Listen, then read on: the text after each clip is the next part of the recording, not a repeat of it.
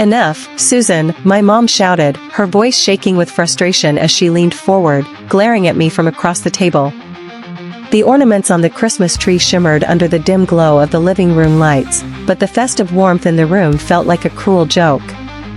I sat frozen, my hands gripping my lap, trying to steady the anger bubbling inside me. My dad chimed in, his tone just as sharp. "You've always had a way of making everything about you." The words hit harder than I expected, and for a moment, all I could hear was the faint ticking of the clock on the mantel. "My name is Susan Blanchard." I was 32 years old then, and this all happened in the late 1970s. It was a time when families relied on each other, especially out here in rural Illinois. Our family farm, passed down for generations, was the center of our lives, but it was struggling to stay afloat. I had moved to Chicago years earlier, becoming a lawyer, a decision my parents still saw as an act of rebellion against our way of life. Meanwhile, my older brother Jake stayed behind, running the farm and basking in the glow of their constant praise. I didn't resent him for staying. I resented how, no matter what I did, I was always the outsider. Since that summer, I'd been quietly sending money to the farm's shared account, trying to help with the bills Jake told me were piling up.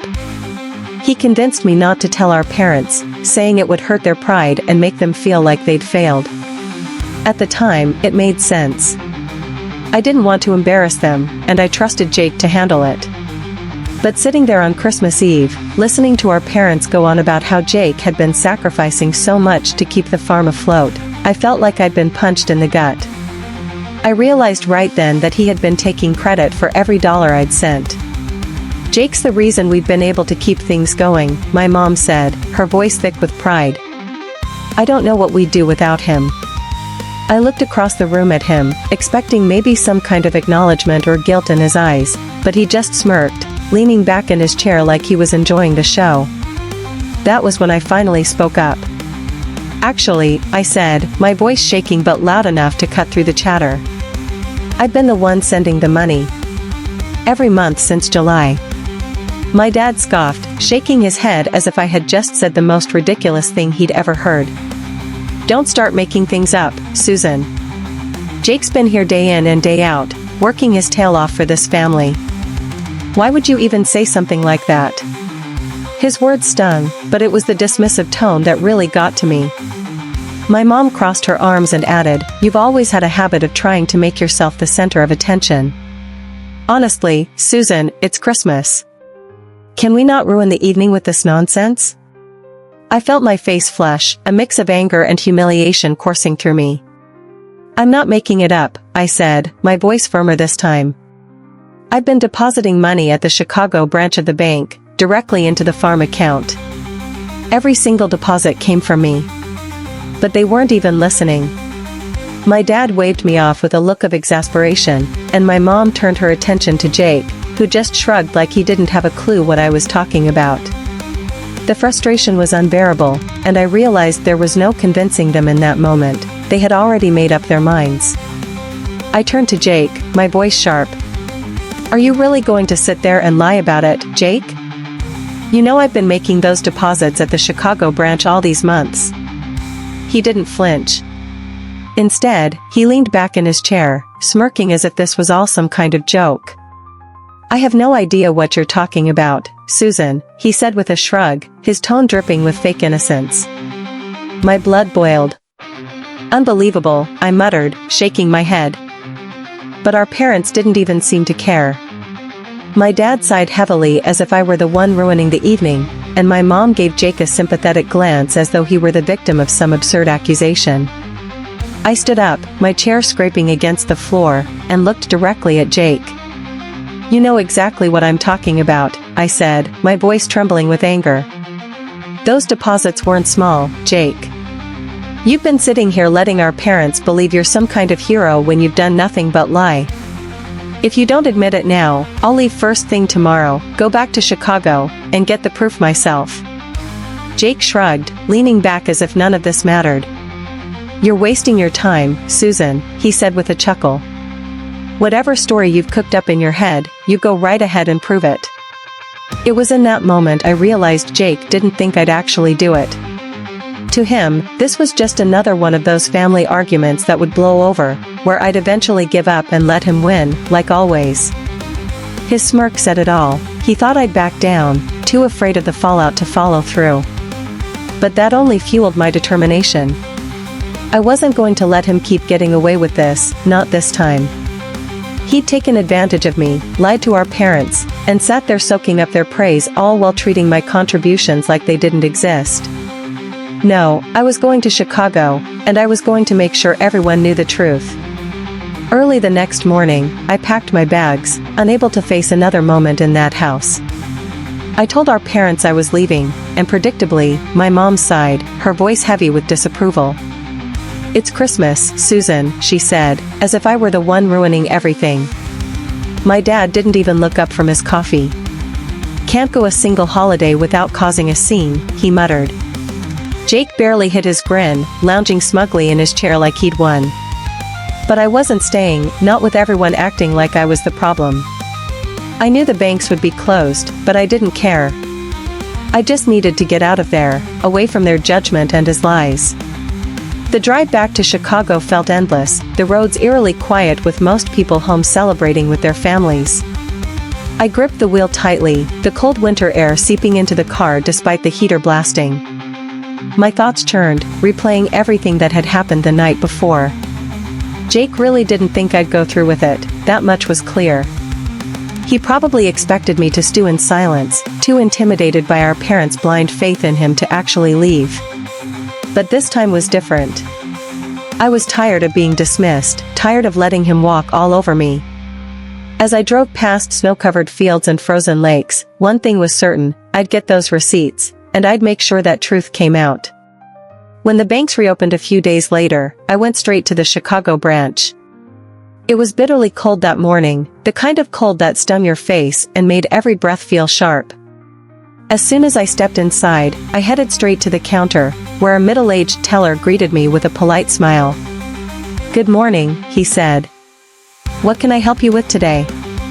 I explained carefully but firmly that I needed copies of every deposit I had made to the Blanchard Farm account since July. The teller nodded and went to the back, returning with a thick ledger and a small machine that printed receipts. He carefully looked up the account and began feeding each record into the machine, which whirred and clicked as it printed out copies of the transactions. I watched each receipt come out, one after the other, with my name, the dates, and the amount clearly listed. He handed me the stack with a polite, "Here you go, ma'am. Let us know if there's anything else you need." I thanked him, my hands shaking slightly as I gripped the receipts. They were more than just pieces of paper, they were proof. Proof that Jake had been lying, and proof that I wasn't going to let this slide. As soon as I had the receipts in hand, I headed straight back to my car. The roads were still slick from the snowstorm earlier in the week, but I didn't care. I needed to get back home, and I wasn't about to wait another day. The receipts sat on the passenger seat next to me, neatly stacked and secured under a small paperweight I'd grabbed from my desk before leaving. Every time I glanced at them, my anger bubbled up again. I couldn't believe Jake thought he could get away with this, and worse, that our parents had so readily taken his side. The drive felt longer this time, the farm seeming farther away with every passing mile. As I passed through quiet towns and frozen fields, my thoughts raced. I replayed every conversation from Christmas Eve, every dismissive look, every smug grin on Jake's face. By the time I pulled into the long driveway leading up to the farmhouse, the adrenaline had built up so much that my hands were practically shaking. I wasn't sure how this was going to go, but I knew one thing for certain, I wasn't leaving until they saw the truth with their own eyes. I walked into the house, the receipts clutched tightly in my hand, the cold from outside still clinging to my coat. My mom was in the kitchen, stirring a pot on the stove, while my dad sat in his usual spot at the dining table, reading the paper. Jake was leaning against the counter, casually eating an apple, looking as smug as ever. They all turned to look at me as I entered, but before anyone could say a word, I dropped the stack of receipts onto the table in front of my dad. "There," I said, my voice steady but firm. "Every deposit I've made to the farm account since July. It's all right there. My name, the dates, the amounts. My dad put down his paper, frowning as he picked up the receipts and started looking through them. My mom came over, wiping her hands on a dish towel, her expression skeptical at first. Jake didn't move from his spot, but I caught the way his smirk faltered for just a second. This can't be right, my dad muttered, flipping through the pages. Why would you do this, Susan? My mom's eyes narrowed as she leaned in to see for herself. Jake said he's been covering everything, she said, her voice a mix of confusion and disbelief. I turned to Jake, meeting his gaze head-on. Well, Jake? I asked, my tone sharp. Are you still going to lie about it now? Jake let out a laugh, tossing the core of his apple into the trash like none of this mattered. Susan, I don't know where you got those, but they're not real. You probably forged them somehow to make me look bad. His tone was calm, almost mocking, and it made my stomach churn. I looked at our parents, expecting at least a flicker of doubt in their eyes, but instead, my dad shook his head, his face dark with disapproval. Susan, what's gotten into you? He said, his voice low and angry. This is a new low, even for you. My mom grabbed the receipts from the table, holding them up as if they were tainted. Did you think we wouldn't see through this? She said, her voice shaking. Jake's been here every day, working to keep this farm alive. And you, she jabbed the stack of papers toward me, you come back here with some phony papers and expect us to believe it? You've always been so desperate for attention. My chest felt tight as I struggled to hold back tears. They're not fake, I said, my voice trembling. You can call the bank yourself if you don't believe me. But they weren't listening. They stood there, united in their defense of Jake like always, while I was left feeling like a stranger in my own family. I stood there stunned as my dad tossed the receipts onto the table like they were garbage. I can't believe this, I said, my voice rising as the weight of their disbelief crushed me. Even when I show you the proof, right here in black and white, you still defend him. This is unbelievable. I've spent months helping you keep this farm afloat, and all you've done is give Jake the credit and call me a liar. Jake crossed his arms, leaning against the counter with a smug expression that made my blood boil. Don't be so dramatic, Susan, he said, shrugging like none of it mattered. You've always been jealous. This isn't any different. I couldn't hold it in anymore. You know what? I'm done. Don't expect me to ever come back here. I've had enough of this. My mom's face tightened, and my dad just shook his head in disappointment, like I was the one in the wrong. Without another word, I turned and walked out, slamming the door behind me. The cold air hit me like a slap, but it felt better than staying in that house for another second. By the time I got back to Chicago, I'd made up my mind. I was done. No more bending over backward for people who couldn't even bother to see the truth when it was right in front of them. The first thing I did after unpacking was call the bank and put a stop to the deposits. No further transfers to that account, I told the teller, my voice steady despite the anger bubbling inside me. It felt strange, like cutting a cord that had tied me to the farm all these months, but it also felt freeing, like I was finally done carrying a burden that was never truly mine to bear. At first, I thought I'd feel guilty, but I didn't. Every time I thought about Jake's smug face and our parents' refusal to believe me, it only reinforced my decision. Let Jake handle it now. Let him be the hero he pretended to be. I wasn't going to keep throwing money into a farm that treated me like an outsider. If they wanted to believe his lies, then they could deal with the consequences when the bills started piling up. And they would, because Jake didn't have a dime to his name. 6 months passed without a word from my family. Not a phone call, not a letter, nothing. I thought about them sometimes, but every time I did, the anger and hurt came rushing back, so I pushed it aside and focused on my work. Then, one afternoon in the middle of summer, there was a knock on my apartment door. I wasn't expecting anyone, and when I opened it, I froze. Standing there were my mom and dad, looking tired and a little sheepish.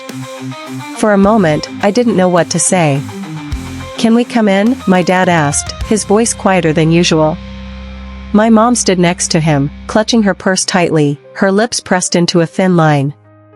Part of me wanted to slam the door in their faces, but curiosity got the better of me. I stepped aside and let them in. They sat awkwardly on the couch, looking around my small apartment like they didn't know what to do with themselves. "What do you want?"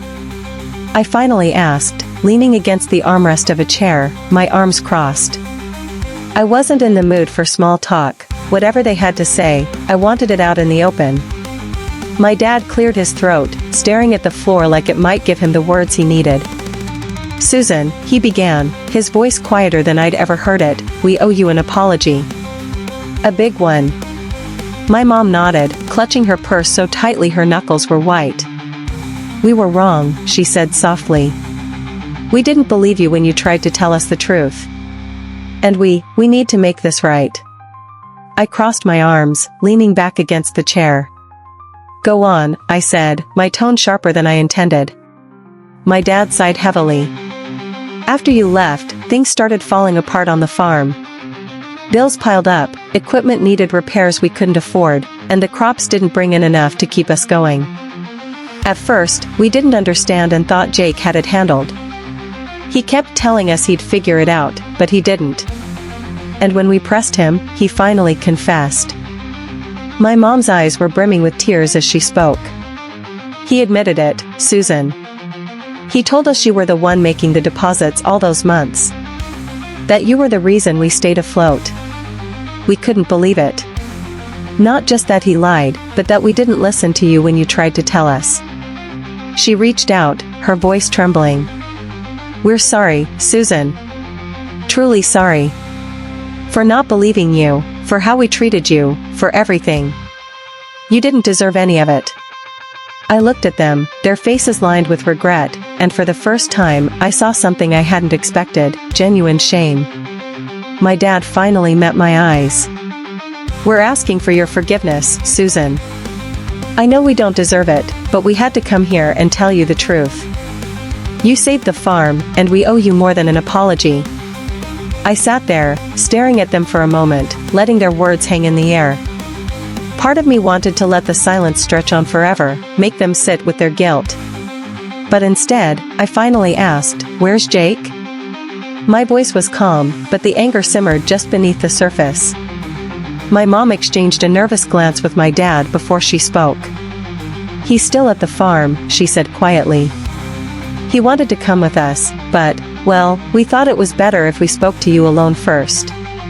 My dad nodded, shifting uncomfortably in his seat. "He's been keeping to himself since he admitted everything. I think he knows there's no excuse for what he did. He's ashamed, Susan. Ashamed. Ashamed," I repeated, letting out a bitter laugh. "That's rich. Ashamed after months of letting you believe I was some kind of liar?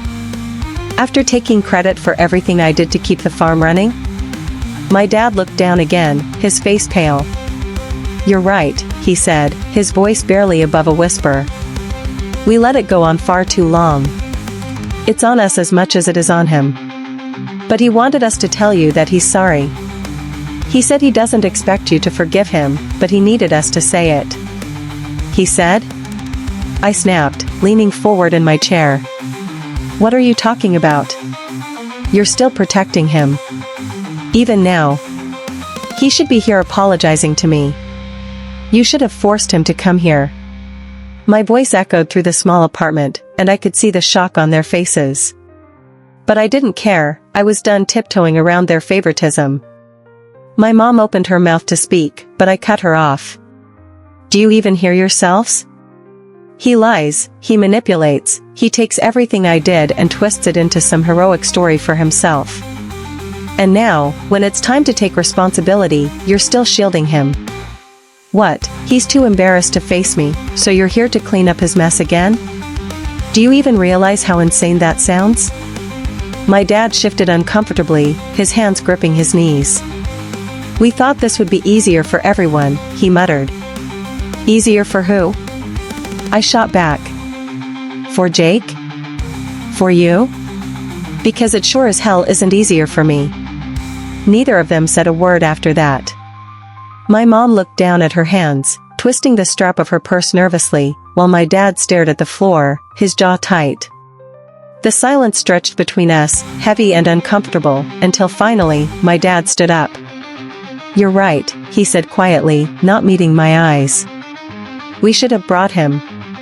We should have made him face you. I don't know why we didn't. Maybe because we've been making excuses for him for so long, it's just what we do." My mom followed his lead, standing up and clutching her purse to her chest. She looked at me with watery eyes, but there was no defense left in her.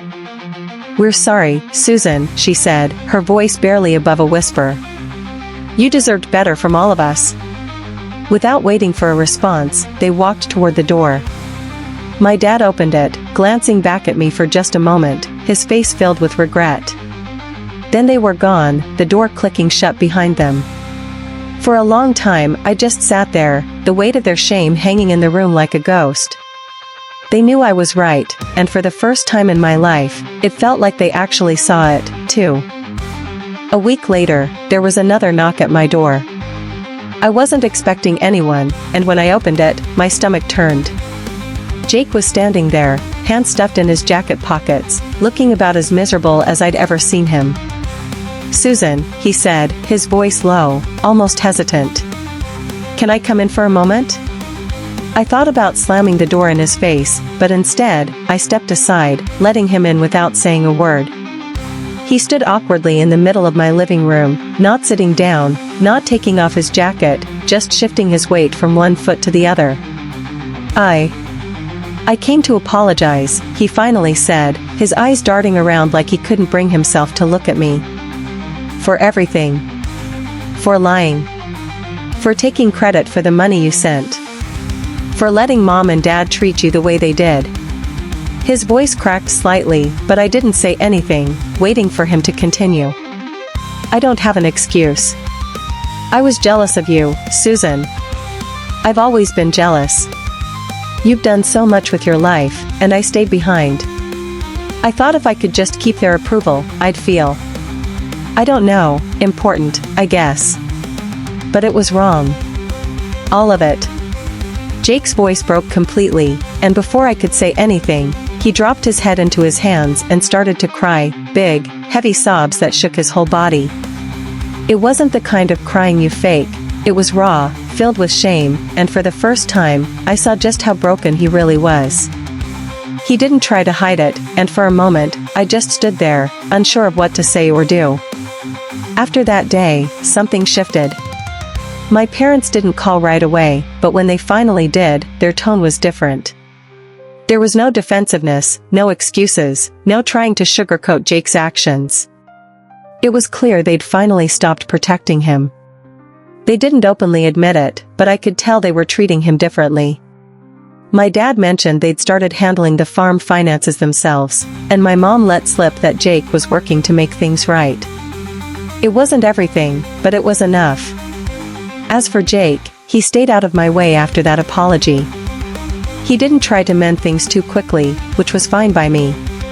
Trust isn't something you rebuild overnight. But knowing that my parents had finally seen him for who he was and acknowledged the hurt they'd caused me was enough to give me some peace. From that day on, even though things were never perfect in my family, at least they started being more fair. Hey there, did you like the story? If you did, don't forget to hit the like button and subscribe to the channel. It helps us a lot and makes sure you won't miss out on more great stories we share here. Thank you for watching, and we'll see you in the next one.